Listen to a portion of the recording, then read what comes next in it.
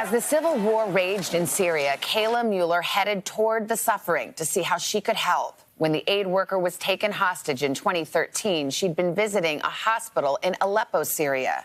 Kayla spent 18 months in captivity in brutal conditions, and then she was killed in 2015. ISIS is claiming the death of a 26-year-old woman from Arizona. ISIS claimed Kayla was killed in a Jordanian airstrike, but her remains have never been recovered. We would carry on her legacy. At home in Prescott, Arizona, friends and family were heartbroken. At the height of their grief, Carl and Marsha Mueller, along with Kayla's brother Eric, invited us into their home to speak about their daughter. To be really truthful with you, I'm still in denial. I still expect Kayla to come through the door. I'm not there yet, and I'm just not ready to go there yet. This is Kayla's room. We even spent time in Kayla's bedroom, left largely untouched since she left for Syria. The year after her death, federal prosecutors revealed that during her captivity, Kayla had been sexually abused by Abu Bakr al-Baghdadi, the ISIS leader's cruelty, his creed. Quite powerful. Then, this past Sunday, the White House announced that al-Baghdadi had been killed in a daring raid by U.S. Special Forces, the mission named for Kayla. She was there to help people, and he brought her into captivity for a long period of time, and then he killed her. He was an animal, and he was a gutless animal. U.S. officials say just like Osama bin Laden, al-Baghdadi's remains were given a burial at sea. Now the Mueller family is hoping to bring Kayla home and learn the truth about what really happened to their daughter. And Carl and Marsha Mueller are here this morning. Thank you for being here. I know it's not easy. No. Not easy to watch those images. No. Thank you for having us. So you get a call this weekend. You see on the news that al-Baghdadi, the leader of ISIS who held your daughter, has been killed. What were your thoughts? What were your feelings in that moment? Well, in that moment, it's hard. It's kind of hard to explain. There's so many emotions. I'm glad that evil person is gone. And of course, I've kind of come up with a little answer for that question, and that is, if you were a parent and this man did what he did to Kayla, to your child, and then they got him, how would you feel, the parents? I think they can answer that question without me saying too much more. This operation, so daring, our special forces, the Army Delta Force going in and mission accomplished. They named this mission after Kayla. Yeah. When you heard that, how did you feel? We cried. We both cried. It was just an amazing gift for Kayla. But I know Kayla. Kayla would say, this is for all of us. This is for all the hostages and all the people over there that have suffered so much through this group.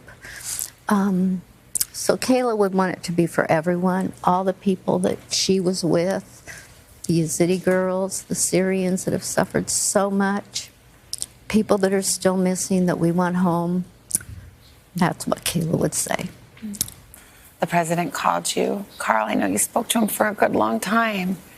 Can you share any of that conversation? I know you said you talked a lot. You had a lot to tell him. I did. I did. I had written up about 2.5 pages because we knew that phone call was coming.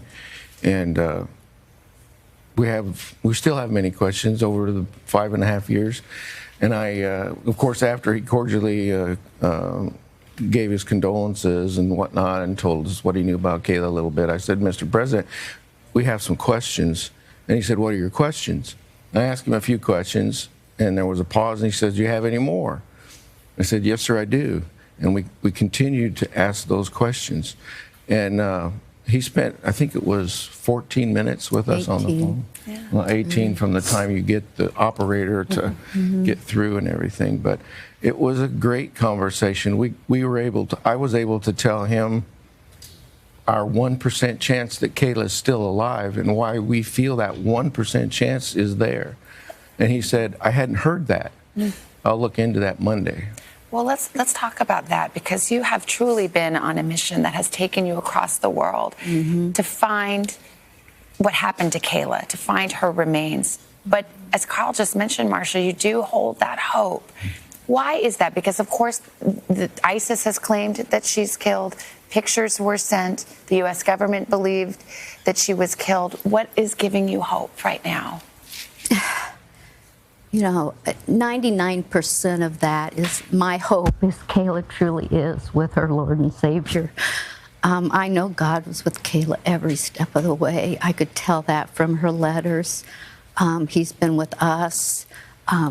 He's came through at such wonderful times for us when we were just losing hope. But something always would happen, and we did get the 3 photos, but Kayla was completely covered. All you see is this part of her face. She does have a gash in her cheek. And it's horrific to look at them. She looks lifeless to me. But then we started getting these messages that people said she wasn't gone, and don't be surprised if ISIS did this. And then, you know, we hadn't always been, the truth wasn't always told to us. So we just decided it was our mission, and especially me, and people thought I was crazy, but until she's home, we've got to find her. We've got to find truly what did happen to her, because we do not know. And we've got to get her back home here. That's what's important. We've learned a lot dealing with the government and how they do things. You know, one thing that we learned is that they never take one piece of intel and act on it. They have to have at least 2, maybe 3 before it's actionable. And they never take intel from a terrorist group as factual. So the only thing they based Kayla's death on was, 1, ISIS said she was dead. We got the email. 2, the 3 photographs. That's it. And we've had those photographs looked at by other people. They're not so sure. And they would make the hostages do those photos, those death photos. We were warned of that by the women that came out that had been held with Kayla, told us that.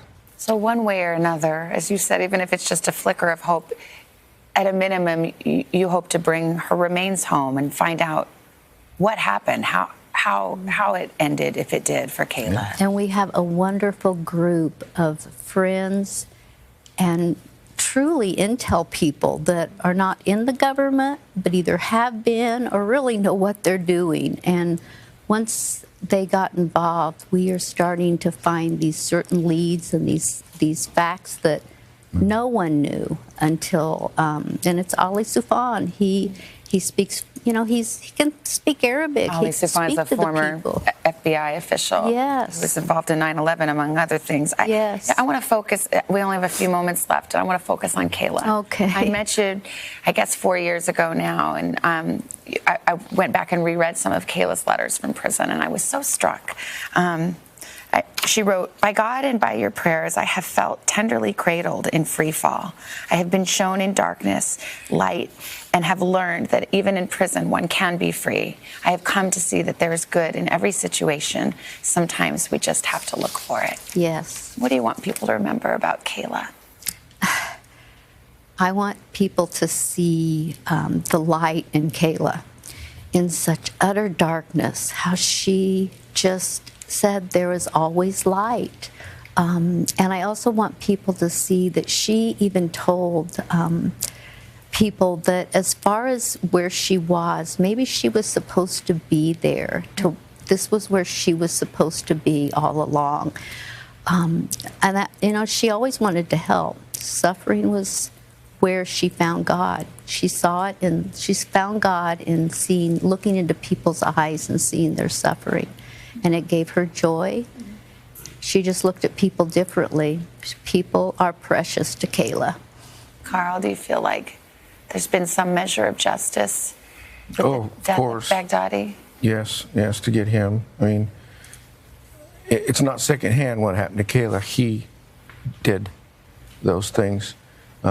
She was with him for a short period of the time that she had been held, but he raped her.